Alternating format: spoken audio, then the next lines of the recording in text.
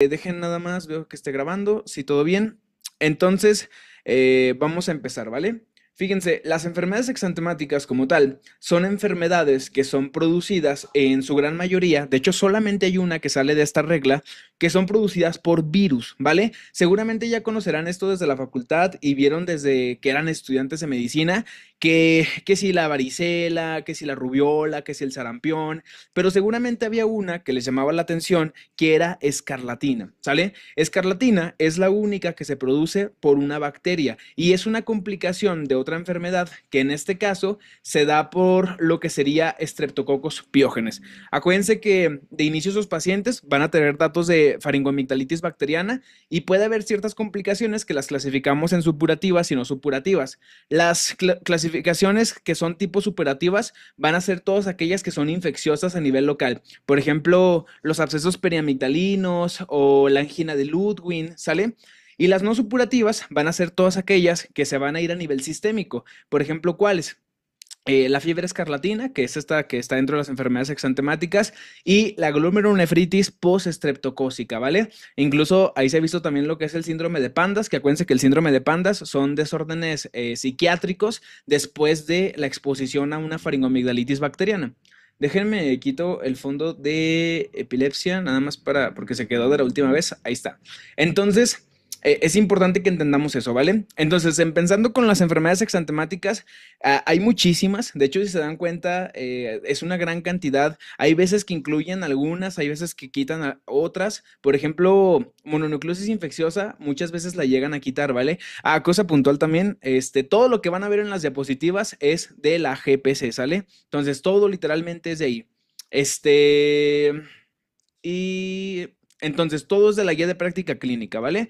Entonces, de inicio, se tienen que saber qué número tiene cada una de las enfermedades. Yo les recomendaría que sí se acordaran, porque fíjense que a mí en los simuladores, no sé si a ustedes les ha pasado lo mismo, me han preguntado que qué enfermedad se relaciona a la, no sé, a la primera enfermedad o a la segunda o a la tercera. Nada más como recordatorio, aquí les voy a dejar que sarampión es la primera, escarlatina es la segunda, rubiola es la tercera, la cuarta es enfermedad de Duques, que enfermedad de Duques es una enfermedad exantemática que no vamos a ver en esta ocasión porque realmente no se ve, ¿sale? La quinta enfermedad es el eritema infeccioso, que acuérdense que este también se le conoce como megaloeritema, o también es el clásico del de la bofetada, ¿vale? Ahorita lo vamos a ver. Y el sexto es el exantema súbito, ¿vale? Ahorita vamos a ver características propias de cada una. Lo único que quiero que sepan aquí es que le vayan poniendo número a cada una de estas enfermedades. Y hay otras que no se incluyen dentro de estos números clasificatorios. Por ejemplo, mononucleosis infecciosa no se incluye, enfermedad de Kawasaki tampoco se incluye, ¿vale? Entonces es importante ahí ponerlo para que no se les vaya a olvidar. En cuanto a esta tablita de acá, se las pongo porque quiero que vean de inicio los periodos de incubación, ¿vale? Esto es importante porque sí se ha llegado a preguntar, al menos lo que nos dice nuestro profesor que nos da clases, pues básicamente nos dice que los periodos de incubación son cosas que relativamente son sencillos de recordar, pero que está muy a dispuesto a que sea muy preguntable, ¿vale? Entonces nada más hay que acordarse, yo una media que he logrado de ver y encontrar es que casi todos se encuentran entre los 7 y los 14, 21 días, o sea, casi todos están dentro de ese promedio, ¿vale? Entonces, si no se acuerdan de la respuesta, pues al menos busquen un 7 o busquen un 14 o un 21, ¿vale? Lo que sea que salga ahí en el nacional. Entonces, vamos a empezar con lo que es sarampión, que es la primera enfermedad exantemática. Voy a tratar de hacerlo muy puntual para no tardarnos tanto, ¿vale? Entonces, en cuanto a sarampión, sabemos que esta es una enfermedad muy contagiosa. La forma en la que se va a transmitir esta enfermedad es por vía respiratoria. Y esta es muy importante porque recientemente en México, sobre todo en el norte del país, en Chihuahua, no sé si se enteraron de las últimas noticias, hubo un brote de sarampión. Entonces, importante recordarla porque ahorita con todo el boom que está viendo sobre esta enfermedad, sobre los brotes nuevos que ha habido, pues es altamente preguntable, ¿no? A diferencia, por ejemplo, de rubiola, que rubiola ya debería ser una enfermedad que no nos deberían preguntar porque prácticamente es una enfermedad que ya está erradicada. Acuérdense de algo muy puntual. Para decir que una enfermedad infecciosa está erradicada, tienen que pasar más de 10 años sin un caso confirmado de la enfermedad. Por ejemplo, poliomielitis también es una enfermedad erradicada. Acuérdense que ya incluso ni siquiera damos la vacuna de Sabin, ya se quitó del esquema nacional de vacunación.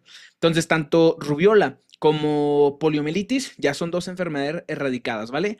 Entonces, sarampión tiene mucho boom ahorita por las cuestiones de a nivel epidemiológico, que en el norte del país hay muchísimo sarampión, ¿vale? Entonces, es importante ahí recordar eso.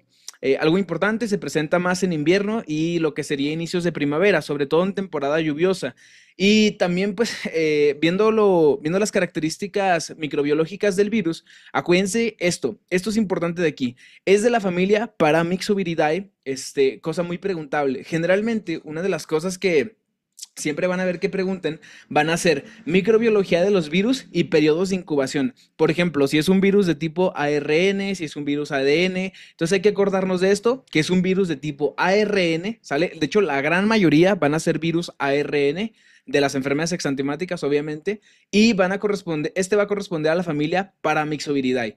De repente se puede confundir mucho con lo que es rubiola, pero acuérdense de algo, rubiola también es producida por un virus, pero la familia es distinta, ¿sale? La familia es la Togaviridae. Entonces, acuérdense, si hablamos de sarampión, estábamos hablando de la familia Paramyxoviridae. Si hablamos de rubiola, estamos hablando de la familia Togaviridae. Ahorita vamos a ir cuando veamos rubiola, que se caracteriza básicamente por una erupción maculopapulosa generalizada. Esto es importante. Uno de los exantemas más característicos de las enfermedades exantemáticas, vaya la redundancia, es el de sarampión. ¿Por qué? Porque generalmente es un exantema que se ve muy rojo, como tirándole a rojo cereza violáceo, y generalmente aparece de una manera muy distintiva. Casi todos aparecen de manera cefalocaudal, pero hay una manifestación inicial que el exantema de rubiola generalmente aparece en la zona de la implantación occipital del cabello.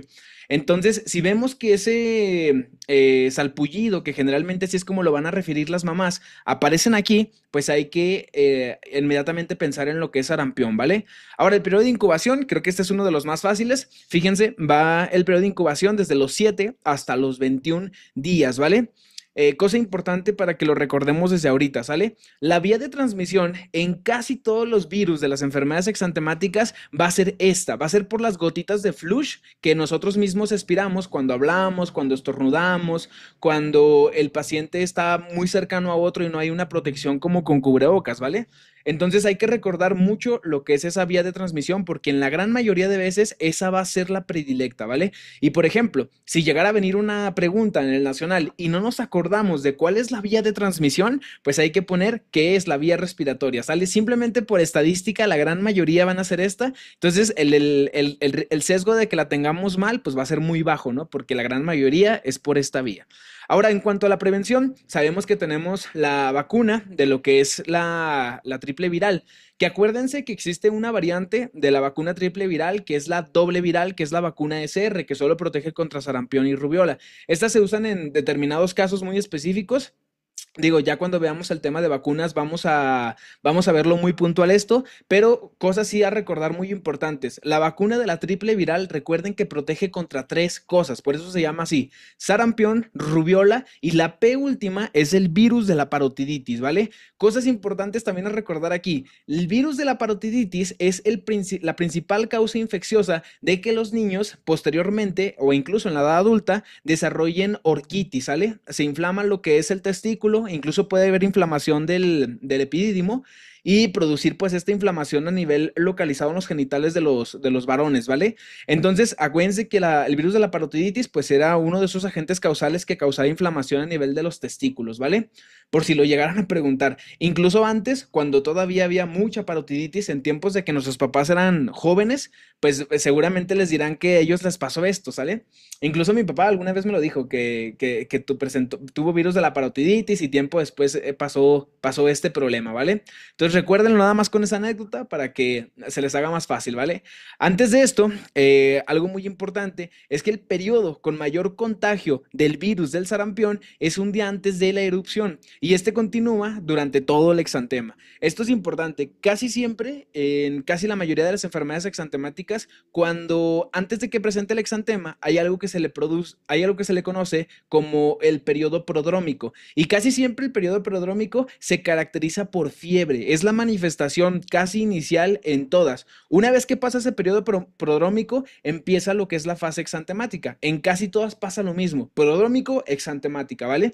Cuando veamos la enfermedad de exantema súbito, vamos a ver por qué se llama exantema súbito, porque tiene una razón de ser, por qué ese virus de lo que es el herpes, porque acuérdense que el exantema súbito está producido por el virus del herpes, produce ese exantema de manera tan abrupta, ¿vale? Entonces, importante recordar eso. Nada más de la vacunación, cosas importantes, ya cuando veamos vacunación estrictamente, ya lo veremos, pero recuerden que la vacuna se pone en dos momentos de la vida, se pone en dos dosis, una primera dosis se pone el primer año de vida y la segunda dosis se puede poner a los 18 meses o incluso hasta los 6 años de edad, ¿vale? Esas son dos edades importantes y es importante que lo recordemos porque cuando veamos el tema de vacunas, pues sí va a ser ahí preguntable, ¿vale? Entonces, importante, no se vayan a confundir con esto. Cosa importante, sus contraindicaciones, no en embarazadas, y eso es importante. Las pacientes que tengan riesgo de rubiola congénita, tenemos que tratarlas adecuadamente porque hay que recordar que existe el síndrome de rubiola congénita en lo que son esos pequeñitos, ¿no? ¿Alguien se acuerda de la triada que caracteriza la rubiola congénita? ¿Alguien se acuerda? Que lo ponga en los comentarios. Tiene un nombre lo que es esa triada. ¿Alguien se acuerda cómo se llama esa triada? Que acuérdense, siempre se confunde con la de toxoplasmosis y es muy diferente. Una es triada de algo y otra es una tetrada, ¿vale? La de toxoplasmosis es la tetrada de Sabin. ¿Y alguien se acuerda de la triada de rubiola congénita? Venga, yo sé que alguien de ustedes se acuerda. ¿Cómo se llama esa triada? Bueno, se los voy a dejar aquí. Se llama triada de Greg. ¿Sale? La triada de Greg es diferente a la tetrada de Sabin. Acuérdense, tetrada de Sabin, estamos hablando de un paciente que tiene toxoplasmosis congénita. Si hablamos de triada de Greg, estamos hablando de un paciente que está teniendo rubiola congénita, ¿vale? Entonces acuérdense, una es toxo y otra es rubiola, ¿vale? Entonces, más adelante cuando veamos rubiola vamos a enfatizar en eso. Además de esto, clínicamente ya saben que existe una fase prodrómica que sería la preeruptiva, que básicamente lo que les decía, los pacientes tienen fiebre, enantemas, esto es importante, los enantemas hacen referencia a esas erupciones maculopapulares o como sea esa presentación de las lesiones dermatológicas primarias que se presentan en mucosas. Enantema es en mucosas, exantema es en lugares cutáneos, ¿vale? En piel. Entonces, importante hacer esa diferencia, ¿vale? Inicial. Y pues bueno, lo que va a pasar es que primero inicia con fiebre, malestar general, un catarro básicamente, el enantema, y posteriormente desarrolla la fase eruptiva totalmente con el exantema clásico, ¿no? Cefalocaudal, que acuérdense, el punto clave del exantema clásico de los pacientes con sarampión es que empieza en lo que es la zona suboccipital y de ahí desciende. Ya saben que ese exantema tiene un color muy característico que es como rojizo, básicamente tirándole como al rojo cereza, ¿no? Básicamente se ve muy pigmentado. Déjame ver qué me dejaron aquí. Exactamente, es la triada de Greg que se caracteriza por sordera, cataratas y cardiopatía. Exactamente. Muy diferente a lo que es la tetrada de Sabin, ¿sale? Entonces acuérdense nada más de eso. Acuérdense que tetrada de Sabin tiene que ver con otras cosas. Tetrada de Sabin con toxoplasmosis tiene que ver con hidrocefalia, coriorretinitis, calcificaciones. Entonces ya veremos después toxoplasmosis. Ahora, una cosa también importante es que cuando desaparece lo que es esas lesiones exantemáticas, dejan un color muy característico, que es un color marrón. Ahora, si yo les hablo de todo esto, de todas estas cuestiones del exantema únicamente, se van a dar cuenta que se puede confundir mucho con otras patologías, o sea, realmente no hay un punto de distinción entre, por ejemplo, rubiola, con varicela, bueno, a lo mejor con varicela sí un poquito más, pero lo que quiero llegar es que hay manifestaciones que les vamos a llamar manifestaciones pivote. Las manifestaciones pivote son todas aquellas las cuales ustedes identifiquen como que son casi características de la enfermedad, ¿vale? Por ejemplo, en este caso tenemos las líneas de Stimson, que acuérdense que las líneas de Stimson son básicamente estas líneas hemorrágicas que vemos en el párpado inferior, que hace que se vea como blanquecino, pero definitivamente el dato pivote más importante del paciente con sarampión son las manchas de Koplik. Acuérdense que estas manchas de Koplik son lesiones blanquecinas que básicamente son como pequeñas vesiculitas y están rodeadas por un halo rojo y se presentan en los carrillos, aproximadamente en lo que es el segundo molar. Entonces, importante importante, manchas de Koplik, las líneas de Stimson y todavía tenemos otro, que son las manchas de Hermann. Estas manchas básicamente van a ser pequeños puntitos en lo que es las amígdalas, ¿vale? Aquí a lo mejor por la imagen parece más que está en el paladar duro, tirándole a lo que es la úvula, pero no encontré una imagen donde lo pusiera más específico, ¿vale? Cosas importantes entonces, recordar que empieza con fiebre, enantemas, básicamente las manchas de Koplik, las líneas de Stimson, las manchas de Hermann y que el exantema es siempre cefalocaudal, ¿vale? Siempre, siempre cefalocaudal e inicia en lo que es la zona retroauricular, que ya saben que les decía, es esta zona donde empieza la implantación del cabello a nivel occipital y de ahí va descendiendo, ¿vale? Entonces es importante recordarlo, no se les vaya a olvidar. Ahora, hay manifestaciones que son de gravedad que muchos pacientes, sobre todo los inmunocomprometidos, pueden llegar a presentar. Por ejemplo, la panencefalitis o si empieza con digamos, con manifestaciones neurológicas, hay que pensar en esto, ¿vale? La panencefalitis esclerosante subaguda son cosas preguntables de sarampión porque es una manifestación altamente grave, ¿vale? Entonces, importante recordarlo esta manifestación por su gravedad. Ahora, en cuanto a lo que sería el diagnóstico, la gran mayoría van a ser clínicos y se van a diagnosticar en el consultorio, pero hay ciertos estudios de laboratorio que nos pueden ayudar a confirmar lo que es el diagnóstico. Ya saben que siempre cuando estamos en la clínica, en el consultorio, pues vamos a tratar de identificarlo a través de una adecuada anamnesis, saber los antecedentes, qué sucedió antes, básicamente preguntar todo lo que podamos para tratar de llegar al diagnóstico. Pero en dado caso que se quiera confirmar el diagnóstico, podemos utilizar anticuerpos. Y aquí el diagnóstico de elección para saber específico si es sarampión es con prueba de ELISA, ¿sale? Acuérdense que las pruebas de ELISA se basan en dos cosas, en buscar lo que es reactividad a la inmunoglobulina M o a la inmunoglobulina G, que acuérdense, ¿cuál es la diferencia entre la IgM positivo y la IgG? ¿Cuál sería la diferencia entre estas dos, chicos? O sea, ¿qué me habla si yo encuentro un paciente con IgM positivo, anticuerpos para sarampión? ¿Y qué me habla si tengo IgG positivo para anticuerpos para sarampión? Eso es muy importante porque en un caso clínico del ENARM nos pueden llegar a poner, ¿saben qué? Presentó anticuerpos IgG positivos para sarampión, pero no significa que el paciente tenga la enfermedad activa en ese momento, porque hay una gran diferencia entre si presento IgG positiva o IgM positiva. Exactamente, el periodo de infección. Acuérdense, cuando tenemos un paciente con IgM positiva, estamos hablando de un paciente que tiene en ese momento la infección activa. ¿Por qué? Porque IgM es la primera inmunoglobulina que se activa, ¿vale? Y ahora, cuando IgM empieza a descender, quiere decir que la infección va remitiendo y a la par que va bajando IgM, empieza a subir los anticuerpos contra IgG. Entonces, en IgG, básicamente nos va a hablar de cronicidad y en esos pacientes podemos intuir dos cosas. Una, o tiene una enfermedad crónica o dos, ya tiene inmunidad ese paciente. Acuérdense que la inmunoglobulina G nos da inmunidad y lo que es la inmunidad adaptativa tiene memoria. Entonces, esas inmunoglobulinas, pues básicamente se quedan ahí como memoria, ¿vale? ¿Cuándo vamos a como tal dar tratamiento? En todo paciente y básicamente el tratamiento es muy sencillo, ¿vale? En este caso vamos a basarnos en tratamiento sintomático, que la gran mayoría pues solamente va a ser su paracetamol y a su casa. Y una cosa que nos recomienda la GPC, que a mí se me hace bien random porque fíjense que esto yo lo leí cuando estaba en la facultad y lo recuerdo mucho porque nuestro profesor de pediatría pues sí no lo decía, ¿no? Y ahora que lo vi en la GPC fue así como de que, qué loco, o sea, la GPC lo dice, ¿no? Y bueno, básicamente que es que les podemos dar vitamina A, si es menor a un año se da lo que son 100,000 unidades y si es mayor a un año se da hasta 200,000 unidades.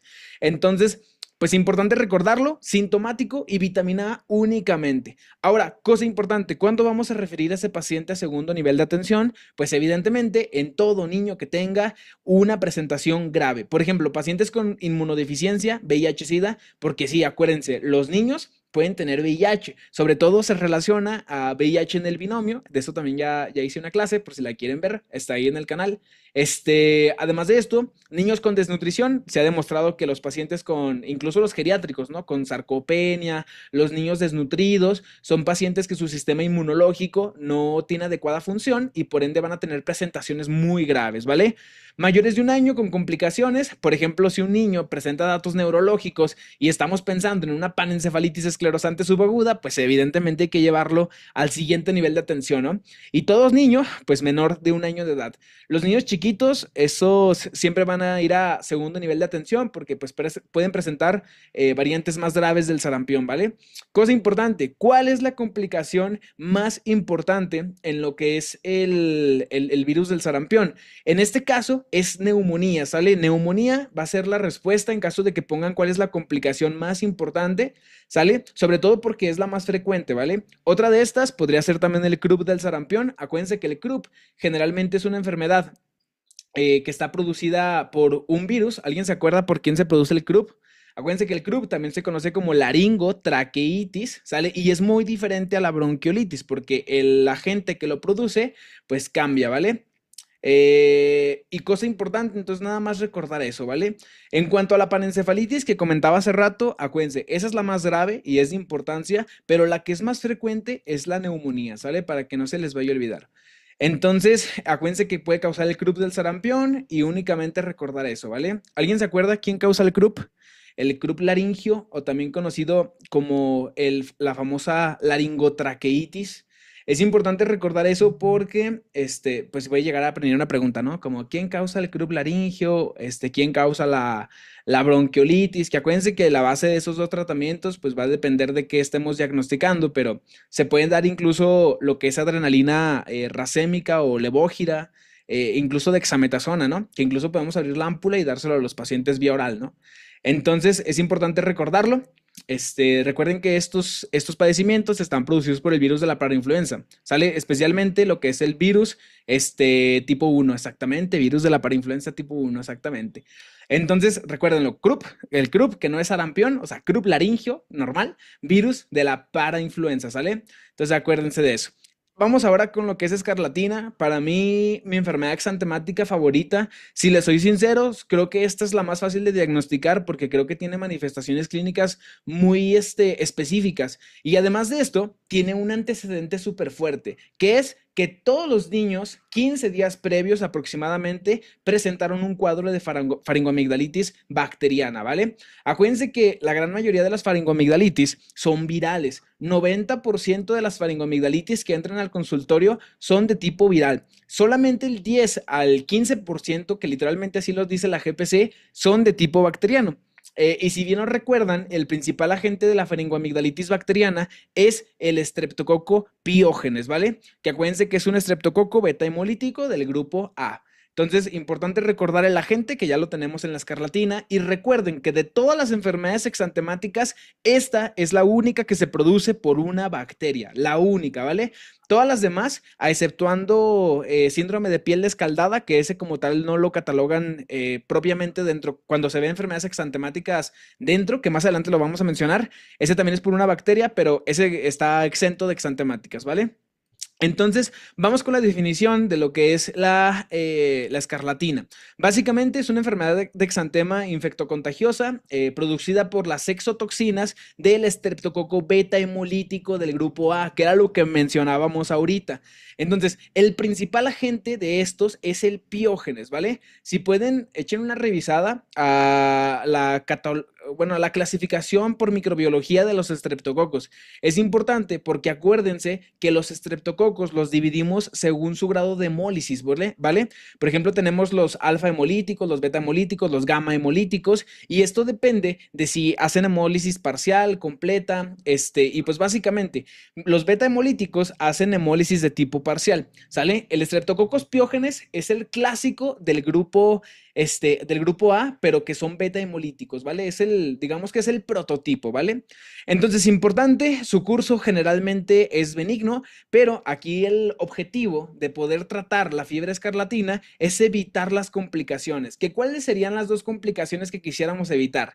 La glomerulonefritis post-estreptocócica y la endocarditis infecciosa. Acuérdense que endocarditis infecciosa como tal es producida por un sinfín de agentes, desde Staphylococcus aureus, por ejemplo, en pacientes que se inyectan drogas IV o parenterales, es el principal agente.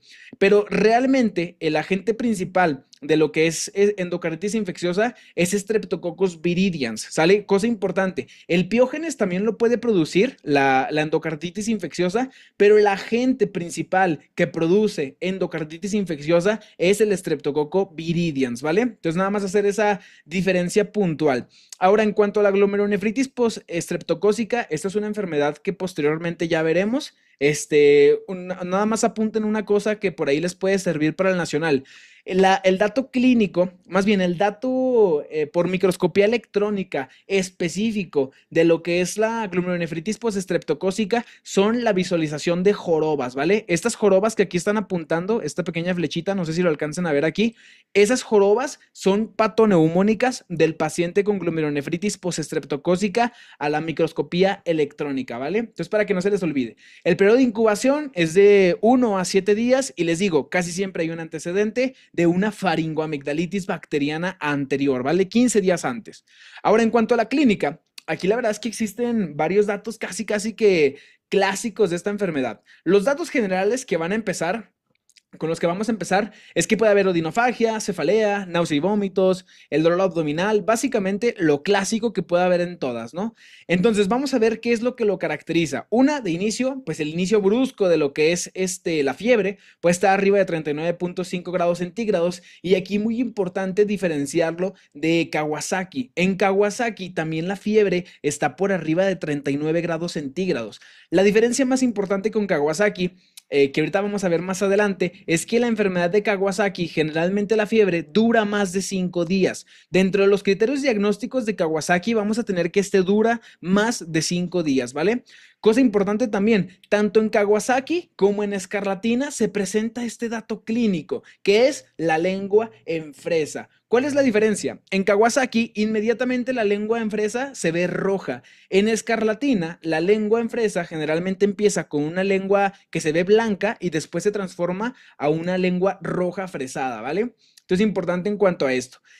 Además de la lengua en fresa, que pues básicamente es este dato clínico muy característico de los niños con escarlatina, vamos a también tener la piel en lija o piel de gallina, ¿vale? Básicamente, si se dan cuenta, el exantema clásico que aparece es un exantema que cuando pasan la mano se va a sentir como rugosa la piel, ¿vale? Básicamente es lo que nos quiere decir.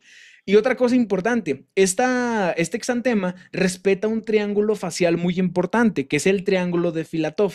Aquí se los pongo, el triángulo de Filatov, igual acá lo pueden ver acá, de este lado. Entonces acuérdense, piel en gallina, lengua en fresa, además de esto, las líneas de Pastia, en lugares de los pliegues, por ejemplo, aquí en lo que es el pliegue del antebrazo, en lugares del cuello, básicamente donde hay estas zonas de flexión, aparece más ese exantema y como líneas hemorrágicas, ¿vale? Esas pequeñas líneas son denominadas líneas de Pastia, ¿vale? Además de esto, tenemos las manchas de Forchheimer, que aquí les pongo un asterisco, ¿por qué? Porque hay otra patología que también presenta las manchas de Forchheimer. ¿Alguien se acuerda cuál es esa otra patología que también las presenta? Pónganlo en el chat si alguien se acuerda, ¿vale? Entonces, las manchas de Forchheimer son pequeñas, es un enantema que aparece en lo que es el paladar, tanto duro como blando, que es este que estamos viendo acá de este lado, ¿vale? Entonces, clásico, si tenemos un niño que llega con este tipo de exantema, con piel de lija o gallina, vemos líneas de Pastia, vemos lengua en fresa, que se transformó de ser blanca a ser roja y que la fiebre es de 39.5 grados centígrados y además nos dice la mamá que tuvo faringoamigdalitis, pues evidente estamos adelante de lo que sería un paciente con escarlatina, ¿vale? Entonces, importante recordarlo, no se les vaya a olvidar. ¿Alguien ya se acordó? ¿Cuál es la otra enfermedad que produce las manchas de Forchheimer? Acuérdense. Hay una muy específica, exactamente, rubiola. Rubiola produce las manchas de Forchheimer, ¿sale? También. Entonces, importante, Kawasaki como escarlatina, lengua en fresa. Los dos comparten eso, ¿vale? Manchas de Forchheimer, tanto escarlatina como rubiola las tiene, ¿vale? Entonces, importante y nada más como puntualizándolo, ¿vale? En cuanto al diagnóstico, la gran mayoría va a ser clínico, pero en este tipo de casos se va a poder ocupar lo que es el cultivo de exudado faríngeo. Cosa importante, en las enfermedades infecciosas, el gold standard casi siempre o la gran mayoría de veces va a ser el estándar de oro, ¿sale? El cultivo de exudado faríngeo, aquí no se queda atrás, fíjense cómo la sensibilidad llega al 90%, que para hacer un cultivo, la verdad a mí se me hace bajo. Generalmente los cultivos llegan a tener sensibilidades de hasta casi el 99%, ¿vale? Por no decir el 100%. Entonces se hace lo que es el exudado faríngeo, esto se cultiva. ¿Alguien se acuerda cuál es el tipo de agar? Acuérdense que el agar es el preparado que utilizamos para que crezcan los agentes microbiológicos. ¿Alguien se acuerda cuál es el cultivo que utilizamos para los estreptococos y los estafilococos? Que básicamente los dos son gram positivos. ¿Alguien se acuerda? Acuérdense, el agar que utiliza es el agar en sangre de cordero al 5%, ¿vale? El agar en sangre de cordero al 5%. Entonces, para que no se les vaya a olvidar, esa es una pregunta exactamente, el cordero. Yo también me acuerdo así como el cordero. Entonces, importante, no se les vaya a pasar. También podemos tener una prueba rápida de antígenos, que aquí básicamente lo que estamos midiendo son las antiestreptolicinas. Estas, si se fijan, su sensibilidad ya es mucho menor, que va del 70 al 90%, con una especificidad del 95%, pero es importante porque estas antiestreptolicinas sí nos pueden ayudar en caso de que tengamos complicaciones, sobre todo lo que sería glomerulonefritis postestreptocócica, porque si se piensa que el paciente empieza con datos de falla renal, de repente ahí que pueda llegar a traer algún síndrome a nivel glomerular, ya sea nefrítico o nefrótico. Les digo, ya cuando veamos ese tema, vamos a ver qué es eso del síndrome nefrítico y síndrome nefrótico, porque acuérdense, hay enfermedades que causan síndrome nefrítico y otros que causan síndrome nefrótico, pero a base simple, si el paciente empieza a presentar manifestaciones renales, es una indicación para hacerle sus antiestreptolicinas, ¿vale? La biometría hemática, sobre todo, aquí nos va a ayudar a diagnosticar lo que es esa leucocitosis clásica, que acuérdense, aquí como estamos hablando de una infección bacteriana, la desviación que tiene la leucocitosis es hacia la izquierda. ¿Esto qué quiere decir? Que vamos a tener un predominio más alto de lo que son multinucleares, que básicamente son neutrófilos. Entonces aquí los neutrófilos van a estar súper elevados. Por ejemplo, aquí en esta imagen de acá abajo, pues estamos viendo esos polimorfonucleares súper elevados, ¿no? Entonces es importante nada más ponerlo ahí como dato adicional, ¿vale? Entonces vámonos con el tratamiento. En este caso, como en todos los casos donde el Streptococcus pyogenes es el productor de la enfermedad, vamos a utilizar lo que es la penicilina. En este caso se prefiere la penicilina B oral, es de primera elección y se da por lo que serían 10 días. Cosas importantes a recordar aquí. En pacientes con faringoamigdalitis bacteriana, ¿alguien se acuerda cuál era el tratamiento inicial que utilizábamos? Por ejemplo, en su servicio social, cuando les llega un paciente con faringoamigdalitis bacteriana, ya saben que el principal agente en faringobacteriana también es el Streptococcus pyogenes. Pero ahí, ¿qué es lo primero que usamos? Siempre, casi siempre, ¿qué es lo primero que le ponemos al paciente? Penicilina G, exactamente, eso es muy importante. Acuérdense que aquí es penicilina B, no G, ¿sale? La G es la penicilina benzatínica, exactamente, es ultra dolorosa, eso sí ténganlo en cuenta. ¿Y de qué depende la dosis? Del peso del paciente. Si el paciente, déjenme, eso se los pongo acá de este lado porque eso sí es muy importante. Acuérdense que la penicilina G benzatínica tenemos de dos dosis principales. Tenemos de dosis de 1.200.000 unidades y tenemos la dosis de 600.000 unidades. Entonces, esto es importante porque depende de cuánto pese el paciente, el pacientito pediátrico, es lo que le vamos a poner al paciente, ¿sale? Acuérdense que el tratamiento es unidosis en una faringoamigdalitis bacteriana. Si tenemos 1.200.000 unidades, el tratamiento va a ser perdón, si tenemos un paciente de mayor de 27 kilos, que acuérdense que ese es el rango, mayor de 27 kilos, vamos a usar 1.200.000 unidades. Si tenemos un paciente de menos de 27 kilogramos, ¿qué vamos a utilizar en este caso? La penicilina igual, G-benzatínica, pero de 600 unidades, ¿vale? Entonces, cosas importantes a recordar, no se les vaya a olvidar que depende del peso. Y el tratamiento erradicador, acuérdense que es básicamente lo mismo, pero son 3 dosis, ¿vale? Que la diferencia entre cada dosis para el tratamiento erradicador debe ser en un mes. Básicamente se le pone una inyección al paciente cada mes o en este caso, como bien lo dice la GPC, cada 21 días sale por lo que serían 3 meses. Por eso digo que son 3 dosis, porque básicamente es cada 21 días, pero por lo que serían 3 meses, ¿vale?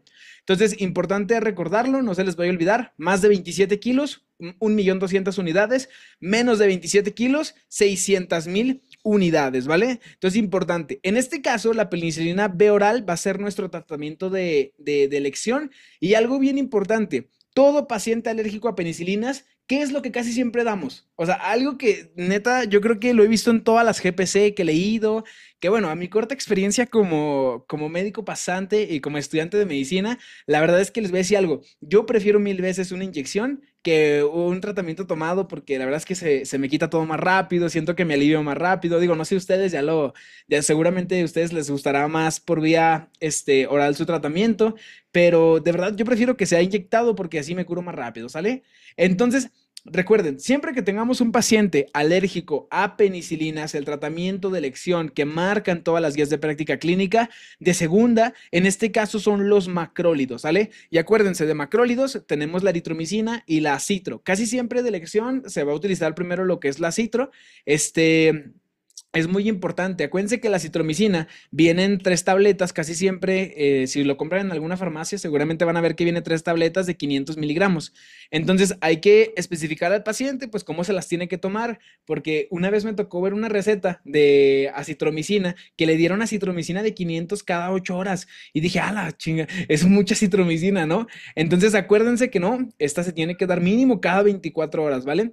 Entonces, importante, ahí recordarlo. Ahora, ¿cuáles son las complicaciones como tal tempranas y tardías de la enfermedad? Tardías, como tal, fiebre reumática establecida, glomerulonefritis post-estreptocócica y el efluvio telógeno. Esto es muy importante. Los niños con escarlatina, y esta es una cosa que revisé recientemente, se les llega a caer el cabello, ¿vale? Entonces, si a un niño se le cae el cabello, tiene datos de alopecia y tuvo el antecedente de escarlatina, pues evidentemente es un efluvio telógeno, ¿vale? Ahora, en cuanto a las complicaciones tempranas, puede existir linfadenitis cervical, otitis media, muy importante la otitis media. Casi todos los niños que tuvieron infecciones en la garganta, después de tiempo, llegan a tener colonización del oído y causan sus otitis media.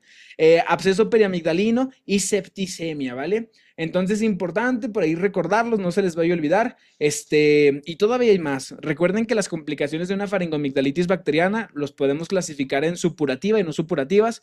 También tengo una clase de eso ahí en el canal. También véanla. Está muy interesante también esa clase. Vámonos con la tercera enfermedad exantemática, que sería rubiola. En este caso, rubiola tiene un dato distintivo, y el dato distintivo, a diferencia de sarampión, en este caso quiero enfatizarlo con esta porque se puede confundir mucho, es esto que estamos viendo acá arriba, ¿sale? Pónganle mucha atención. ¿Alguien me puede decir qué es esto? Pónganlo en los comentarios. Si ustedes ven esto, ¿qué pensarían de esto? ¿Qué se imaginan, no? O sea, si ustedes ven esta cuestión de aquí, ¿qué dirían que es?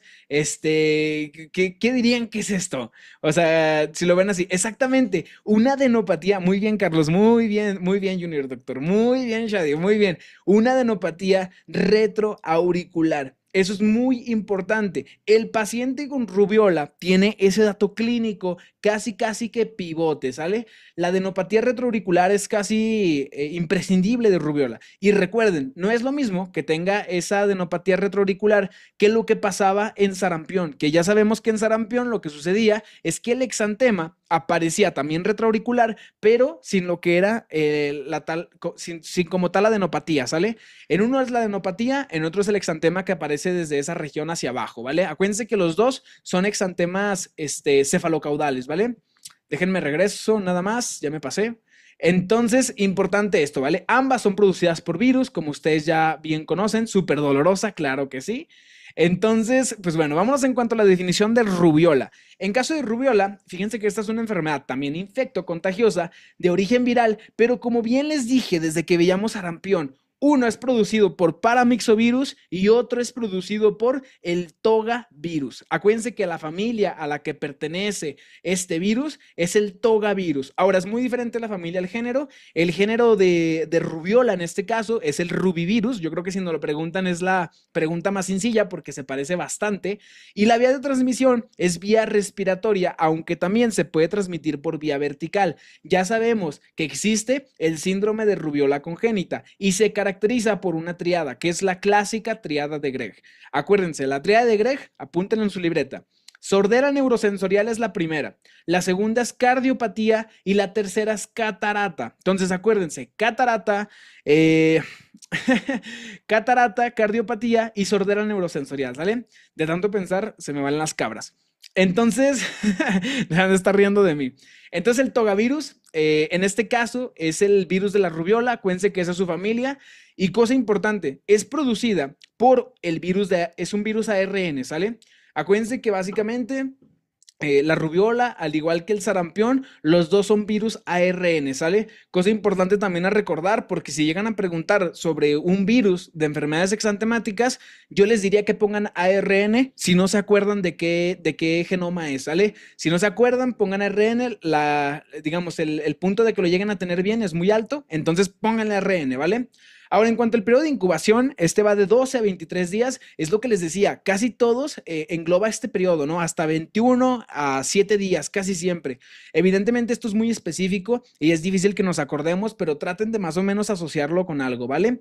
Su principal característica es que básicamente tiene una leve erupción macupapular y básicamente hay distintas cosas que la hacen diferente a otras. Una de inicial, que ya comentábamos desde un principio, la adenopatía retroauricular, base que casi siempre esa es la característica distintiva inicial. Hablando de epidemiología, pues es muy contagiosa. Aquí en México ya está erradicada esta enfermedad. La probabilidad de que nos pregunten rubiola o algo parecido dentro del esquema de rubiola es muy bajo. ¿Por qué? Porque en México ya está erradicado. Les decía, igual que poliomielitis, ya no se ha presentado ningún caso, digo afortunadamente, pero lo vamos a ver más como brevario cultural, histórico, de cuando sí había rubiola, ¿vale? El pico de edad en el que se presenta es a los 8 años, la principal estación es primavera. Si se dan cuenta, también las principales épocas del año es invierno y primavera, ¿no? En sarampión, pues pasaba lo mismo, ¿no? Y más en época lluviosa. En México, fíjense que una de las cosas que me llamó la atención es que básicamente la gran mayoría de la población tiene anticuerpos. Y la causa de que ya no se presente esto, pues es gracias a los esquemas de vacunación, ¿no? Entonces, importante, desde 1998 que se empezó a aplicar la vacuna del SRP, ya ha disminuido muchísimo los casos. Alguien que sí puede llegar a tener estas enfermedades son los pacientes adultos que nunca se vacunaron, ¿vale? De hecho, incluso si se dan cuenta en las nuevas, en esto de los casos de sarampión que les comentaba en un inicio, han sacado esquemas de a qué pacientes sí hay que volverles a aplicar la vacuna de SRP, la triple viral. Y si se dan cuenta, la edad que básicamente pues dicen hay que poner la vacuna, son a todos los adultos que no se vacunaron, que básicamente nunca tuvieron este esquema. Evidentemente porque pues ya había pasado ese 1998 y a todos los demás sí nos tocó, ¿no? Por ejemplo, a nosotros ya nos tocó esta vacuna, ¿no? Se puede, como tal, se puede adquirir lo que son algunas anormalidades fetales con el síndrome de rubiola congénita, ¿sale? Por eso es tan importante lo que es este síndrome y por eso la triada de Gregg que ahí se las remarco, ¿vale? Además, pues se ha relacionado a lo que es aborto y pues bueno, pues básicamente eso era lo que queríamos llegar. Ahora, en cuanto a la inmunización, pues hay varias cosas puntuales que hay que recordar solamente de la vacuna, que acuérdense que la vacuna no solamente protege contra rubiola, también protege contra parotiditis y sarampión. Cosas importantes que quiero dejar ahorita en claro es que se pone en dos dosis, ¿sale? Una al año y otra a los 18 meses, a los 6 o a los 6 años, eso depende de a cuándo se vaya a aplicar. Entonces es importante recordar estas fechas porque son cosas que sí se pueden llegar a preguntar en el nacional. Cosas importantes, contraindicaciones, está contraindicada en el embarazo. En el embarazo quiero que se acuerden de todas las vacunas que tienen virus vivos atenuados, porque todas las vacunas que tienen virus vivos atenuados están contraindicadas en el embarazo. Y en este caso, la SRP, pues no es la excepción, ¿sale? Si tenemos un paciente alérgico a la neomicina, también podría entrar ahí como una contraindicación. Hay varias vacunas, que son, o sea, si el paciente es alérgico a la neomicina, no hay que poner cierto número de vacunas, o incluso también algunas vacunas donde el paciente, si el paciente es alérgico a la proteína del huevo, también no hay que aplicarle lo que son estas vacunas, ¿vale?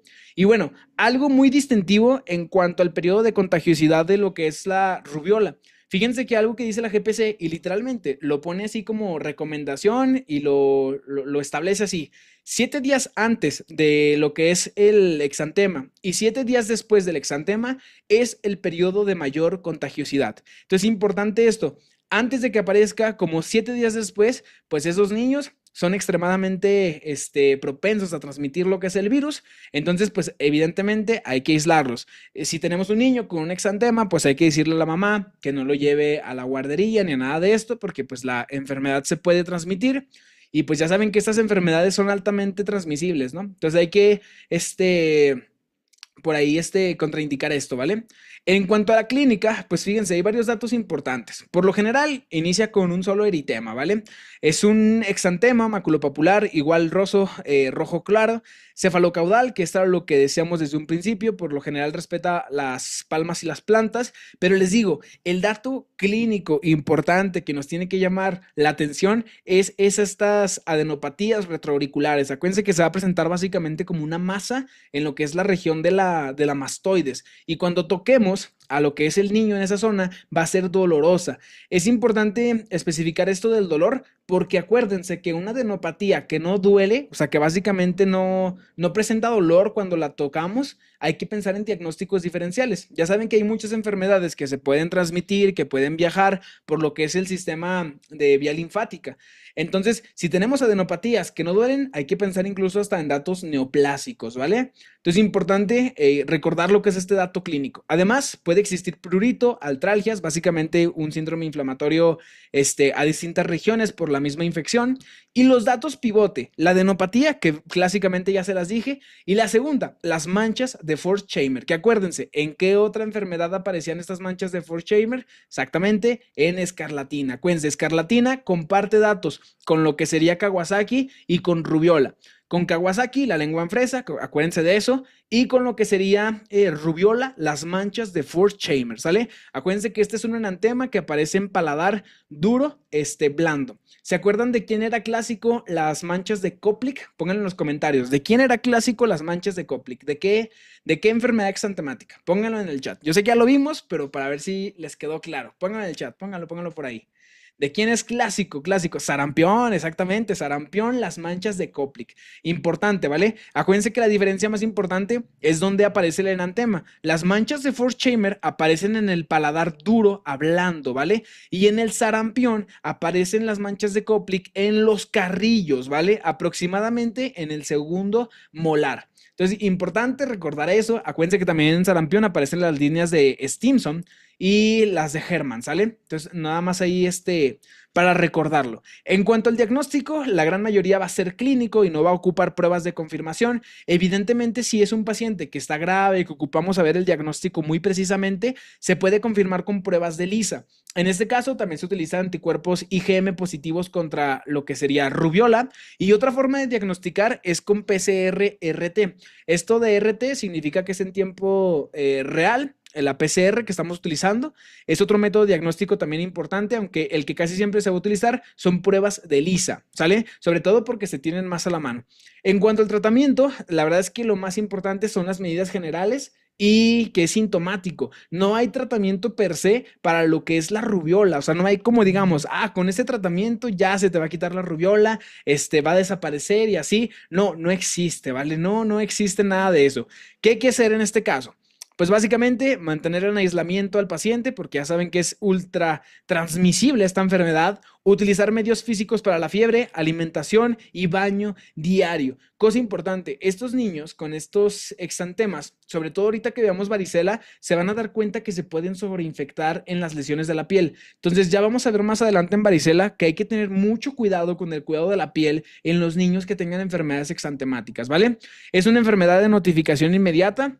Les digo, evidentemente no se ha presentado ninguna enfermedad y por lo tanto ya se considera erradicada en este momento, pero por ejemplo sarampión, cuando empezaron los brotes, no sé si lo recordarán, creo que fue más o menos en diciembre del año pasado cuando empezó todo esto, si mal no recuerdo. Si se dan cuenta, cuando empezó todo eso, se hizo un revuelo, ¿no? Las páginas de medicina, de salud, del gobierno empezaron así como de, tenemos un caso de un brote de sarampión, y ahorita ya hay ciertos casos, incluso aquí en Ciudad de México ya hay creo que como 2 casos o 1. Entonces, pues bueno, vámonos con lo que es el eritema infeccioso. Acuérdense, la cuarta enfermedad es la enfermedad de Duke, pero esa enfermedad como tal no se ve en el temario de enfermedades infecciosas, de enfermedades exantemáticas, ¿vale?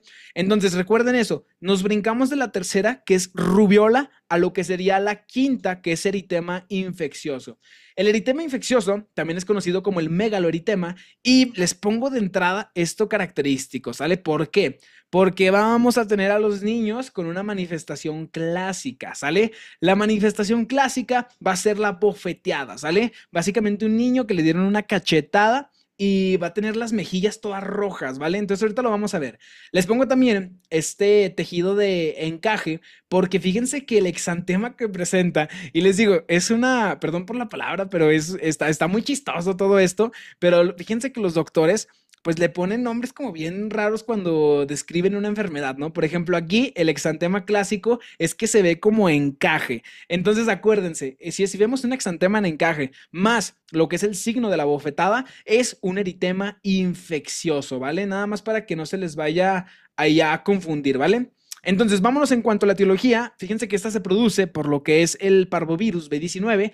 Este es el primero que cambia. Acuérdense, todos los demás virus que veíamos viendo anteriormente, sarampión y rubiola, son ARN. El parvovirus es ADN, ¿sale? Y recuerden, el serotipo específico es el B19. Esto sí es importante que se lo recuerden porque a mí en un simulador me vino B15, B12, B9, B19. Entonces recuerden que es el B19, ¿vale? Además de esto, pues recuerden que este virus tiene tropismo por los eritrocitos. ¿Qué significa esto del tropismo? Recuerden que las bacterias, los virus, todos los agentes infecciosos tienen predilección por atacar cierto sistema. En este caso, el tropismo que tiene el parvovirus es el eritrocito. De hecho, algo característico que va a suceder en estos pacientes es que puede llegar a haber hemólisis, ¿vale? Ya veremos que cuando se presenta en etapas neonatales este parvovirus, porque incluso puede ser transmitido de modo vertical, puede existir una complicación muy grave que es incompatible casi con la vida, que es el hidrops fetal, ¿vale? Una de las complicaciones más complejas. Exactamente, reticulopenia. Entonces, importante recordarlo, no se les va a olvidar. Acuérdense que tiene tropismo por estos eritrocitos, ¿vale? Pertenece a la familia de los Parvoviridae y pues básicamente importante recordar esto. En este no se me hace tan importante la familia y el género. Lo que sí es importante es recordar que es B19, porque esto sí puede ser ultra confundible, ¿vale? Es un virus de ADN. Además de esto, pues generalmente es la causa más frecuente de exantema en la infancia. Esta enfermedad sí es algo que vamos a ver más frecuente porque esta sí sigue vigente y generalmente no solamente afecta a los niños, también puede afectar a enfermedades más adultas como lo que son los geriátricos, ¿vale? La vía de transmisión, gotitas respiratorias, básicamente lo que comentábamos sobre las gotitas de flush que expiramos, hemoderivados, muy importante, ¿por qué? Porque acuérdense que el tropismo son los eritrocitos y pueden estar infectados. Entonces, cuando se dona lo que es esa sangre, pues puede ir con el parvovirus B19. Esto ya no pasa porque ahorita ya los sistemas para lo que es la calidad de la sangre que se dona son muy altos, entonces esto ya no es algo como que tan concurrido, ¿vale? Además de esto, puede haber transmisión vía vertical, que básicamente es lo que les digo, si la mamá tiene y transmite lo que es este virus a lo que es el neonato, puede existir una complicación muy fetal, que es el hidrops fetal. Seguramente todos conocerán estos dulces, ¿no? Todos fueron a primarias, o quiero creer que la mayoría fue a primaria pública. Bueno, al menos yo sí soy de primaria pública. Y seguramente se dieron cuenta que en las cafeterías, en los lugares que vendían los dulces, vendían estas clásicas cachetadas, ¿no? Pues se las pongo aquí para que se acuerden pues, de la cachetada, ¿no? De cómo es que se produce lo que es la enfermedad con su síntoma, con su signo clásico, ¿vale? Entonces, importante, no se les va a olvidar, periodo de incubación entre 4 a 21 días. Miren, de nuevo aquí se cumple la regla, ¿no? A los 21 días que les dije, la mayoría van a estar entre los 7 y los 21 días. Vámonos a lo siguiente, que básicamente es la clínica. Ya saben que lo clásico es este exantema en las mejillas abofetadas y el encaje, ¿sale? Que básicamente todo el exantema que vemos en tronco, pues, bueno, no sé si ustedes le ven forma, pero a mí no se me hace tanto como encaje, pero bueno, si lo quieren ver así o como red de araña, así es como lo dice la bibliografía. Además de esto, puede haber un síndrome gripal leve como en todas, básicamente su fiebre, sus artralgias, mialgias, el paciente irritado con malestar general, pero lo clásico es que tenga estos dos datos clínicos. En cuanto al diagnóstico, es clínico y su tratamiento sintomático, básicamente darle paracetamol, medidas físicas para el control de la fiebre. Y en dado caso que se quiera confirmar el diagnóstico, podemos utilizar lo que es la prueba de PCR. Y algo muy importante, existen complicaciones y básicamente tiene una mnemotecnia, que es las 4A. Me hubiera gustado que fueran 3A porque así lo recordábamos como el de las luchas, la triple A, pero acuérdense que aquí es la triple A más una A, ¿sale? Esa va a ser nuestra mnemotecnia, la triple A más una A. Entonces, básicamente la mnemotecnia es artritis, artralgias, anemia, esto es muy importante, la anemia es casi característica, ¿por qué? Porque dijimos que tenía tropismo a los eritrocitos, ¿vale? Y aplasia medular. Esta también muy importante porque era lo que comentaba alguien en el chat. La reticulopenia, básicamente las líneas celulares que produce la médula ósea, que ya saben que en la médula ósea se produce tanto los eritrocitos, las plaquetas y el sistema retículo endotelial, que básicamente es el sistema de los macrófagos, de todo lo inmunológico se produce ahí, ¿vale? Entonces, bueno, aceptando lo que son los linfocitos T y los linfocitos B, que esos tienen otra forma de crecer, ¿vale? Entonces, cuando sucede esto, esta plasia medular, las tres líneas tienden a bajar. A eso se le conoce cuando tenemos las tres líneas abajo, pues ya saben como con el prefijo pan, ¿sale? Que bueno, ya sabemos que es una pancitopenia, a palabras fáciles, ¿vale? Entonces, la plasia medular, importante recordarla, y pues ya saben, en niños chiquitos, pues puede existir lo que es el hidrops fetal, que como bien les digo, pues esto es incompatible con la vida cuando la paciente tuvo parvovirus en el embarazo y pues básicamente desarrolla esta transmisión vertical y pues el niño la va a pasar muy, muy mal, ¿sale? Es importante recordarlo. Vamos con lo que sería la sexta enfermedad, que es el exantema súbito, ¿vale? Fíjense que el exantema súbito es una de mis enfermedades favoritas, sobre todo porque el exantema súbito, su mismo nombre nos dice qué es lo que va a pasar, ¿vale? La fiebre y lo que es el exantema va a tener una aparición muy distintiva, ¿vale? Y ahorita vamos a hablar de eso. Quiero que vean estas almendras de aquí, porque el exantema que refieren, que aparece, dicen que es como en apariencia de almendras, ¿sale? O se ve como almendras. Entonces, nada más para que si se acuerden que si ven almendras y es una enfermedad exantemática, es la sexta enfermedad. Es el exantema súbito. Entonces, importante, vamos a ver quién la produce. La produce el virus del herpes tipo 6 y tipo 7. Cosas importantes a remarcar ahorita. ¿Cuántos tipos de virus herpes existen? Esto es importante porque muchas veces nos vamos con la finta de que solo existe uno o dos o tres virus del herpes, pero en realidad existen muchísimos, ¿sale? Hay 8 importantes que tienen que saber, ¿sale? Los voy a poner aquí para que lo apunten, ¿vale? El tipo 1, ya saben que es el facial. El tipo 2 es el genital, perdón. Genital, ya me andaba ahí recordando el sistema geniturinario. Seguramente porque me lo preguntaron en mi examen ECOE. Bueno, el 1 el facial, el 2 es el genital, el 3, chicos, este es muy importante. Este es el virus de la varicela zoster. Ahorita más adelante cuando veamos varicela lo vamos a ver. El cuarto es el virus del citomegalovirus. Acuérdense que el citomegalovirus puede producir lo que es mononucleosis infecciosa, aunque la causa más frecuente de mononucleosis infecciosa es el quinto virus del herpes. El quinto virus del herpes es el virus de Epstein-Barr. El sexto es el virus humano tipo 6, que acuérdense que el 6 y el 7 son los productores del exantema súbito o también conocida como la rociola. El 7 tampoco tiene nombre, virus herpes humano tipo 7 únicamente. Y el 8 es muy distintivo. ¿Alguien se acuerda cómo se llama el 8 o a qué se asocia el 8? Si alguien se lo sabe, es un crack. Así es, un crack, un crack, un crack. ¿Alguien se acuerda de qué se asocia el virus de herpes tipo 8? Tiene que ver mucho con el paciente con VIH. Exactamente, sarcoma de Kaposi. Acuérdense, el virus de 8 de herpes es el virus asociado al sarcoma de Kaposi. Acuérdense que el sarcoma de Kaposi es un es un tumor que aparece ocasionalmente en pacientes inmunodeprimidos así fatal. O sea, fatal, fatal. Estamos hablando de que un paciente que tenga menos de 100 o 50 CD4, que eso es algo súper bajo. O sea, estamos hablando de que ese sistema de los CD4 está todo tumbado, ¿sale? Está todo abolido. Entonces, el virus del sarcoma de Kaposi causa un tumor que se le conoce como angiosarcoma.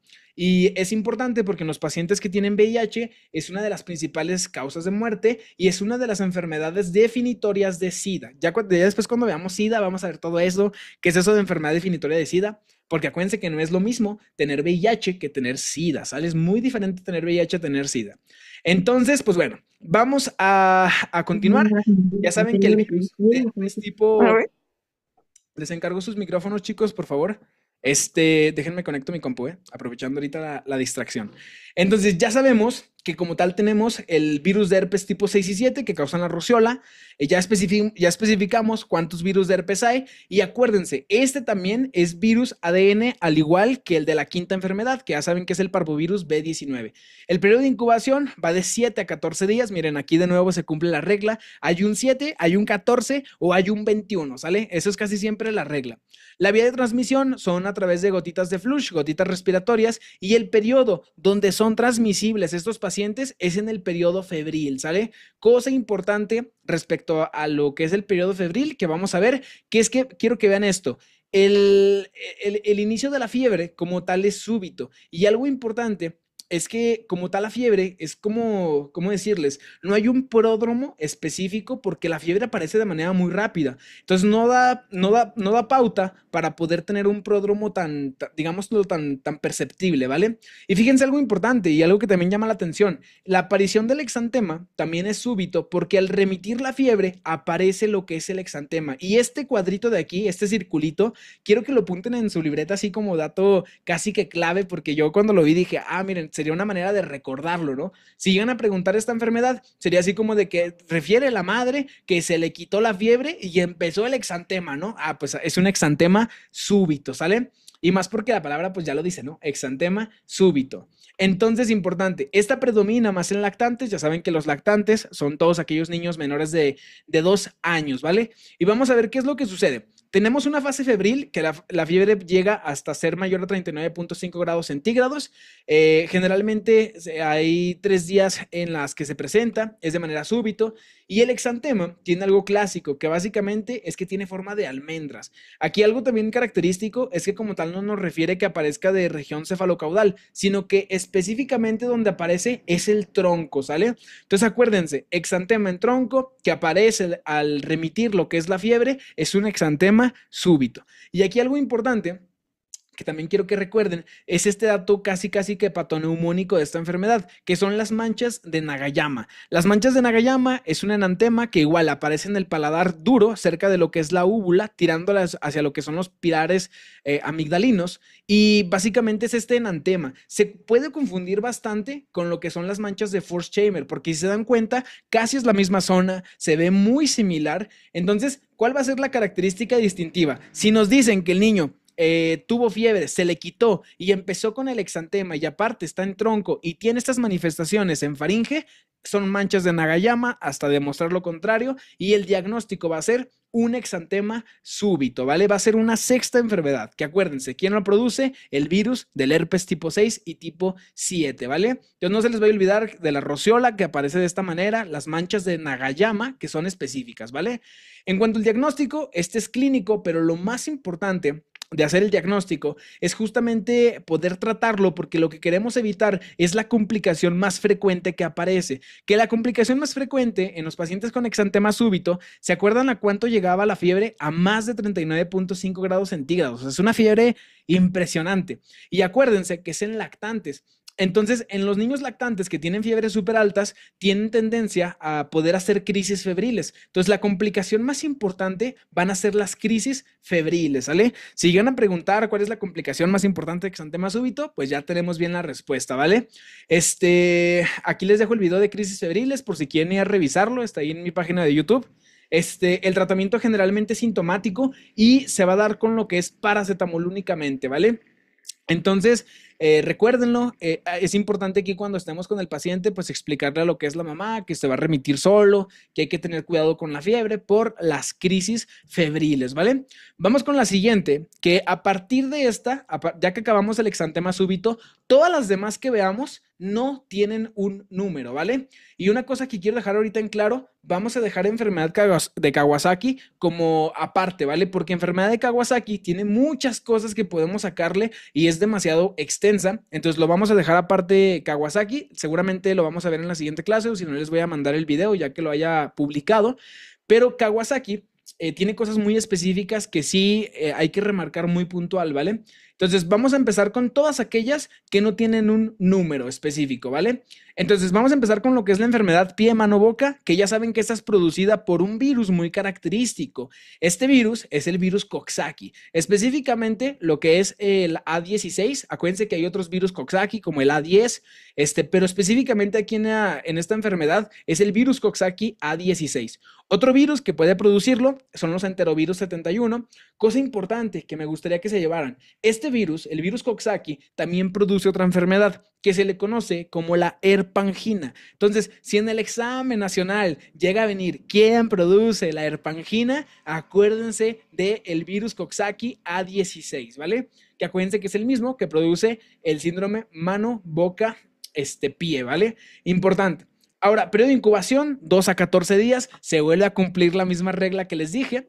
Vía de transmisión, fecal oral. Esta vía de transmisión es muy importante y es muy distintiva aquí, porque fíjense que la característica clínica que tienen estos niños es que generalmente tienen poca higiene. Entonces, cuando hacen del baño, pues no se limpian, tienden a consumir alimentos con las manos sucias. Entonces, todas esas partículas las llevan a la boca y es lo clásico que aparece, ¿no?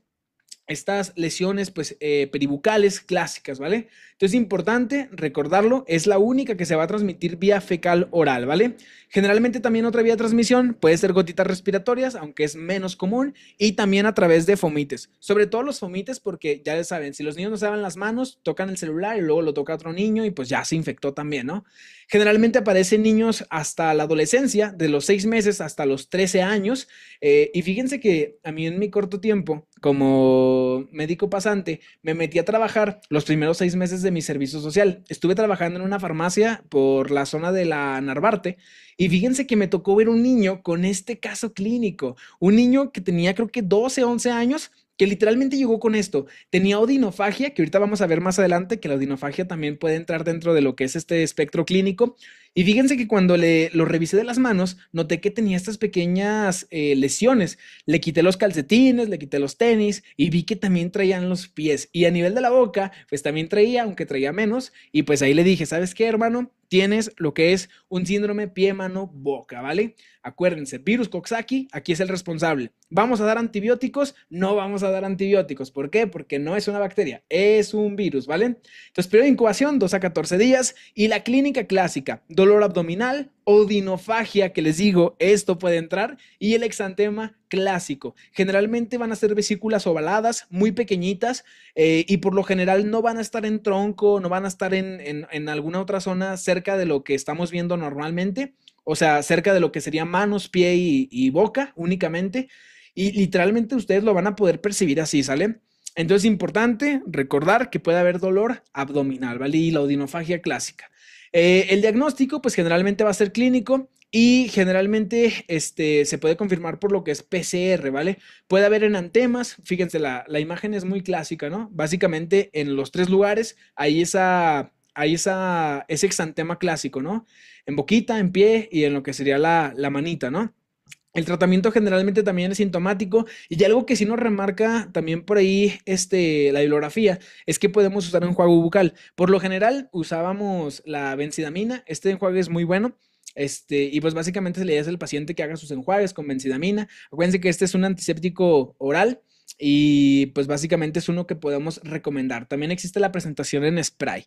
Entonces, vámonos en cuanto a la varicela. La varicela por mucho es una de las enfermedades que yo creo que son más complejas, ¿no? Desde que la vemos en la facultad, desde que la estamos revisando, desde que somos estudiantes, seguramente se dieron cuenta que es una enfermedad que tiene muchísimas cosas a revisar. Si ustedes leen la guía de práctica clínica de varicela, de verdad, está muy fea esta guía de práctica clínica. Con esto que les voy a decir es más que suficiente para que no lo lean. Y bueno, les dejo aquí La noche estrellada del gran pintor Van Gogh, porque fíjense que la manera de distribución del exantema de lo que es esta enfermedad va a aparecer en cielo estrellado. Entonces acuérdense, si les dice el caso clínico que es un exantema en cielo estrellado, es una varicela. Además de esto, puede existir las lesiones como en pétalo de rosa, porque generalmente tienen un halo rojo. Las vesículas, acuérdense que aquí la lesión característica son vesículas en halo rojo, y generalmente le ponen el nombre de pétalo de rosa.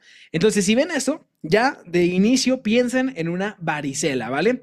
Entonces, ahí les va. Como definición, tenemos que es una enfermedad de origen viral, cosa que ya sabemos, caracterizado por fiebre y exantema cutáneo generalizado. Con exantema, quiero que se acuerden de vesículas. Las vesículas son características en esta enfermedad. Más adelante les voy a hablar un poco de viruela del mono porque se puede confundir con esta y ahorita vamos a verlo, ¿vale? El virus de la varicela zóster es el que lo ocasiona. Acuérdense que es el virus de herpes humano tipo 3.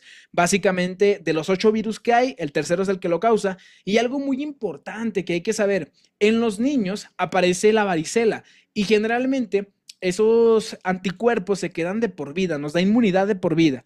Y algo importante es que en la edad adulta se puede volver a reactivar lo que es este virus, pero ya no se reactiva en forma de varicela, sino que se reactiva en forma de herpes zóster. ¿Alguien se acuerda de la característica clínica de las lesiones del herpes zóster? Tienen una característica así clínica. Generalmente aparecen en el tronco, pero siguen un lugar específico. ¿Alguien se acuerda qué seguían? O sea, algo muy importante. Acuérdense, este virus se queda en latencia en el sistema nervioso. Entonces va a seguir algo muy... El dermatoma, exactamente. Sí, aparece clásicamente en las costillas, pero lo clásico, y eso es algo que tienen que acordarse, el exantema del el herpes zóster sigue lo que es el dermatoma, ¿vale? Eso es importantísimo, siempre va a seguir lo que es el dermatoma. Entonces, acuérdense que el principal factor de riesgo de que se reactive el herpes zóster en México es la diabetes mellitus. ¿Por qué? Porque la diabetes, pues básicamente va lesionando todo el sistema inmunológico y nos inmunodeprime, ¿vale? Es un virus de ADN, lo que es el virus de la varicela. Ya esto ya lo habíamos remarcado, incluso ahorita que vimos roceola, ¿vale? Que es por herpes tipo 6 y tipo 7, lo que sería esa enfermedad, que también es conocida como el exantema súbito. El periodo de incubación va de 10 a 21 días, de nuevo se vuelve a cumplir la regla, y en enfermedades adultas es más grave. Esto es importante. Generalmente cuando aparecen los niños, la forma en la que aparece es una forma más limitada, que generalmente le va muy bien a los niños. Digo, pueden llegar a tener sus complicaciones, ¿por qué no? Pero en pacientes adultos, hagan de cuenta que varicela es como, no manches, es una enfermedad súper grave. Y por eso les traje esta foto de acá. Varicela en pacientes inmunocompetentes, pues como que todo bien, ¿no? Varicela en pacientes inmunodeprimidos o pacientes adultos, pues mugre enfermedad toda fea, ¿no? Entonces es importante que tengamos el antecedente de que a la persona le dio varicela, ¿vale? En esta clase me voy a centrar en el paciente pediátrico, entonces vamos a verlo de la manera más leve. En pacientes adultos, podemos llegar a tener complicaciones, eso también puede pasar en niños. Neumonía por varicela o infección cutánea, que lo clásico, la principal, y esto púntenlo en rojo, la principal complicación de varicela es el limpético. Acuérdense que el limpético es una sobreinfección bacteriana de las lesiones que se encontraban en la piel. Los niños se rascan, ¿por qué? Porque las vesículas de la varicela son muy pruriginosas, o sea, quiere decir que pues, los niños van a tener tendencia a rascarse. Acuérdense de cuando les dio varicela. Entonces, lo que sucede en este caso es que se rascan y se inoculan lo que es esta bacteria que va a causar lo que es el limpético, ¿vale? Entonces, importante acordarse que esa es la principal complicación. La más grave va a ser la neumonía, ¿vale? Afecta por igual a ambos sexos. Por lo general, todos los niños a los 15 años ya presentó lo que es varicela. Fíjense, la GPC nos dice que el 90% pues ya tiene inmunidad. Híjole, yo recomendaría, Shadi, que te pusieras la vacuna, pues para que no presentaras la enfermedad tan grave. Es una recomendación. Entonces, importante, muy contagiosa y sobre todo el periodo de contagio aparece muchísimo cuando las vesículas aparecen, ¿sale? Es el periodo donde más hay contagio, ¿vale? La transmisión, pues ya saben que es a través del contacto del líquido de las vesículas. Acuérdense que las vesículas son pequeñitas, de 1 a 2 milímetros, pero tienen líquido adentro. Si se rompen y tienen contacto con la piel de otro niño, puede producir la transmisión. Secreciones respiratorias, fomites y vertical. Cosas importantes. Acuérdense que la varicela también se considera una de las enfermedades que también se pueden transmitir por vía vertical. ¿Se acuerdan del famoso TORCH? ¿Alguien se acuerda de eso? ¿Se acuerdan qué es eso del TORCH? Nada más aquí puntualizar lo que es el TORCH. Digo, porque estamos hablando mucho de enfermedades transmitidas por vía vertical, pero creo que aquí tendríamos que poner lo que es el TORCH. Acuérdense que el TORCH nos habla de un espectro de enfermedades infecciosas que se pueden transmitir de la madre a lo que es el niño, ¿sale? Y el TORCH se queda corto, porque acuérdense que ahí nomás estamos identificando 5 agentes. Exactamente donde dicen el TORCH la O significa otras enfermedades, y en esas otras enfermedades puede entrar lo que es la varicela, ¿sale?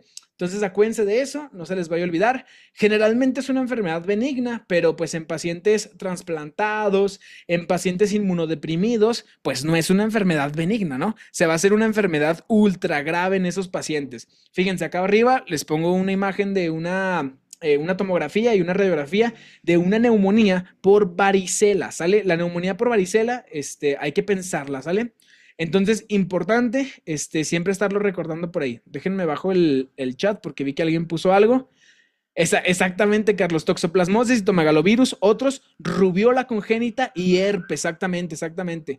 En otros entran los demás. Por ejemplo, puede entrar lo que es exactamente VIH, parvovirus, sífilis. Acuérdense que los niños con sífilis congénita hacen lo que es tibia en sable, los dientes de Hutchinson. Entonces, hay muchas cosas ahí clínicas que ya cuando veamos TORCH vamos a identificar, ¿sale?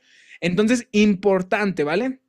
Ahora, ya les dije desde un principio, es muy contagiosa cuando hay erupción de vesículas, pero ¿cuándo va a dejar de ser contagiosa esta enfermedad? Y apúntenlo ahí. Cuando aparezcan las costras, esta enfermedad termina su periodo de contagiosidad, ¿sale? Inician las costras, ya podemos exponer al niño a la guardería con otras personas porque básicamente ese niño ya no es transmisible, ¿vale? Ya no transmite el virus de la varicela.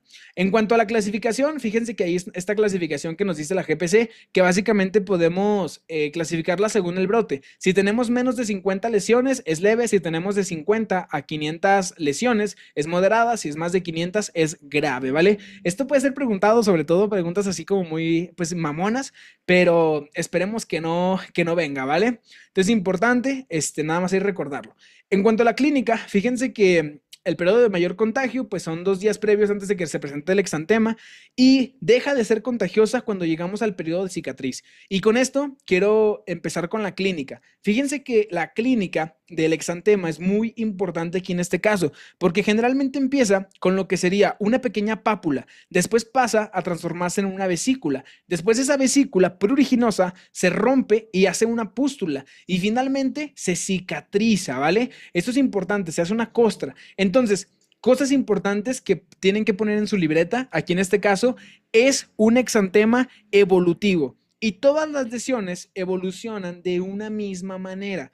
¿A qué me refiero con esto? A que todas las lesiones van a empezar siendo pápulas. Después todas las lesiones van a pasar a ser vesículas. Después todas las lesiones van a pasar a ser pústulas. Y después todas las lesiones van a pasar a ser costras. Entonces, importante recordar que es evolutiva, que lleva cada uno su preciso momento de evolución y por lo general todas son iguales. Ahora ahí les va. ¿Se acuerdan que hace rato les decía que íbamos a ver algo de lo que era viruela del mono? Viruela del mono puede aparecer tanto en niños como en adultos, entonces se puede llegar a confundir mucho con los pacientes con varicela. Y ahí les va. ¿Cuál es la distinción? En la viruela del mono, la característica es que las lesiones vesiculares, las pústulas que aparecen en diferentes estadios. Acuérdense, aquí va de pápulas todas, después todas a vesículas, después todas a pústulas. En la viruela del mono puede haber pápulas, puede haber vesículas, puede haber pústulas, puede haber costras, pero todas en el mismo momento. Básicamente es una enfermedad donde el exantema o la variante cutánea hay muchísima variedad en un mismo momento. En la varicela, todas las lesiones son iguales en un mismo momento. En la viruela, todas son distintas, ¿vale? Y por ejemplo, aquí les dejo una imagen de viruela del mono, ¿no? Que esto es característico, ¿no? Este tipo de lesiones son características de la viruela del mono. Acuérdense que en México hay viruela del mono. No solamente es algo que aparece en regiones africanas, que claro, hay mayores lugares donde aparece más, pero aquí en México ya hay viruela del mono, ¿sale? Importante acordarnos de esto, ¿vale? Entonces, nada más ahí como recordatorio. Ahora, acuérdense que las lesiones clásicas de lo que es esta enfermedad, las vamos a conocer como en gota de rocío o pétalo de rosa, que era lo que decíamos hace rato. Y es un exantema que ya les decía que es evolutivo. La palabra clave que quiero que se acuerden aquí es que aparece de manera centrípeta, ¿vale?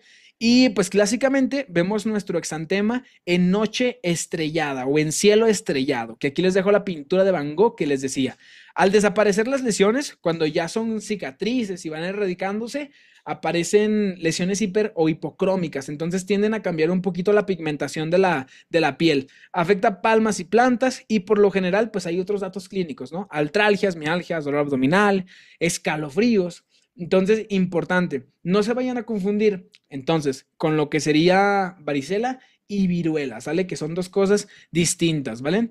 En cuanto al diagnóstico, generalmente es clínico, todos vamos al médico y nos dice, ¿sabes qué? Tienes viruela y por lo general no se confirma a menos de que el paciente se tenga que hospitalizar, evidentemente porque tiene algo grave.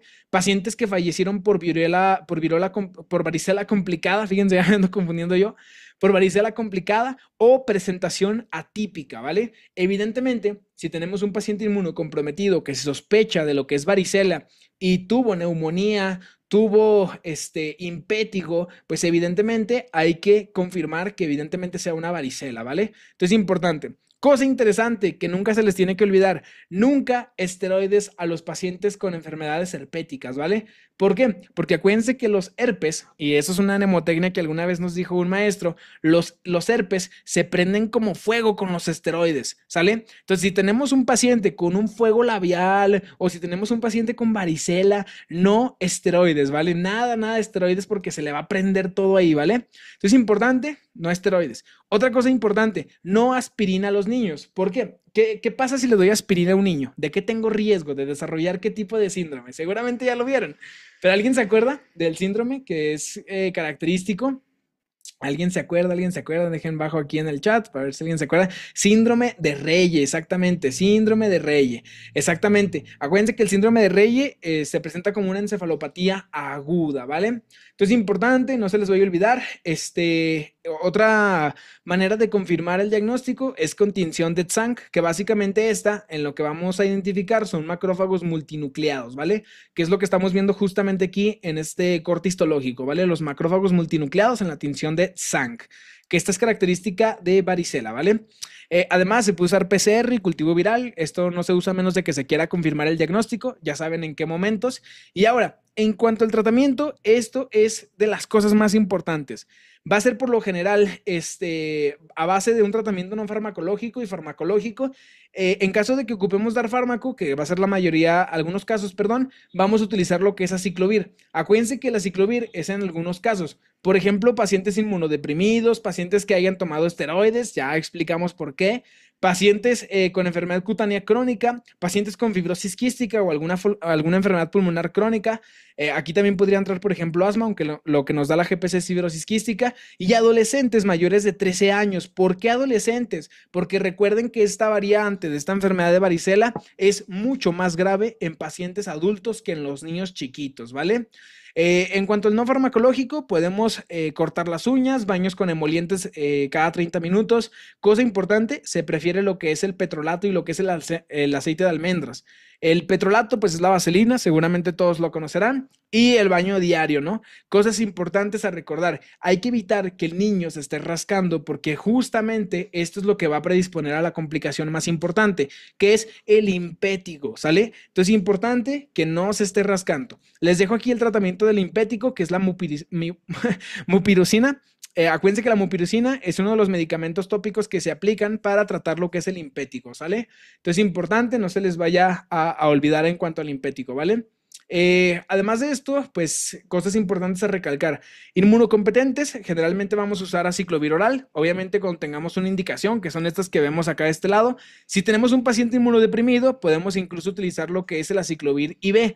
Y ahora, si no tenemos aciclovir y solo tenemos el de segunda línea, el de segunda línea va a ser valciclovir, ¿sale? Se acuérdense que el valaciclovir es el de segunda línea.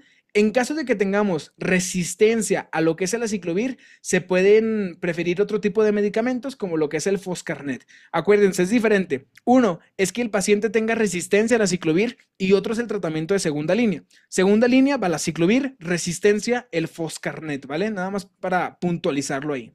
Y bueno, otras medidas, también se puede usar lo que es la calamina, que acuérdense que la calamina, pues es esta clásica que seguramente a todos ustedes los que tuvieron varicela se las llegaron a untar. Generalmente pues sí disminuye lo que es el prurito con lo que es la calamina. Y pues recomienda varias cosas más, ¿no? Otra cosa importante es que tampoco se debe administrar lo que es ibuprofeno, lo cual se me hace muy raro, porque acuérdense que ibuprofeno es casi siempre uno de los medicamentos que más utilizamos en niños pediátricos, ¿no? Entonces, importante, no ibuprofeno en este caso, y pues la administración de lo que es la calamina, ¿vale? Cosa importante en cuanto al tratamiento también. Pacientes de alto riesgo, pues podemos administrar algunas otras opciones. Por ejemplo, ya existe lo que es la vacuna, que esta se prefiere en todos los pacientes que ya sean adultos y que evidentemente nunca les haya dado el virus de la varicela en edades pediátricas, ¿vale? Porque sabemos que en la edad adulta, pues llega a ser más grave. En cuanto a la inmunoglobulina, igual, en pacientes que tengan inmunosupresión, se va a preferir para evitar lo que son las complicaciones, ¿vale? Y pues bueno, aquí les dejo algunas otras complicaciones. Fíjense, complicaciones de la varicela, pues básicamente desde otitis media, infecciones en piel, ya saben que el impétigo, ataxia cerebelosa, encefalitis, hay un chorro, Guillain-Barré, síndrome de Reye, complicaciones oculares, panoftalmitis, queratitis, uveitis, y apendicitis, glomerulonefritis, púrpura de Henoch-Schönlein, que acuérdense que la púrpura ya después la veremos cuando veamos clase de hematología. Entonces, hay un millón y sin fin de cosas, ¿no? Hay muchísimas cosas que se pueden asociar ahí. Lo más importante y que quiero que recuerden es la complicación principal, que es el impétigo. Si ven impétigo en un niño que tiene varicela, cuidado, ese paciente va a tener tiene una complicación grave y evidentemente hay que iniciarle lo que es tratamiento, que acuérdense, el tratamiento, para que no se les vaya a olvidar, la mupirocina, ¿vale? Entonces, importante recordar eso. Y bueno, finalmente aquí nos vamos a quedar el día de hoy. Kawasaki lo vamos a ver en otra sesión para que no quede muy largo esto. Y si no, les voy a pasar el video de Kawasaki exclusivamente para que lo puedan ver, ¿sale? Entonces, Kawasaki, neta, es una de las enfermedades más bonitas que ya veremos en su momento. Y yo siento que les va a gustar mucho. Además de esto, les voy a mandar las diapositivas porque también ahí les puse unas diapositivas de síndrome de piel escaldada. Piel escaldada es una enfermedad que por lo general no se ve, pero por su gravedad sí es importante que por ahí la revisen. La voy a dejar aquí en las diapositivas para que ustedes las vean ya por su propia cuenta. Solamente es dos diapositivas más, y las puedan ver, ¿vale?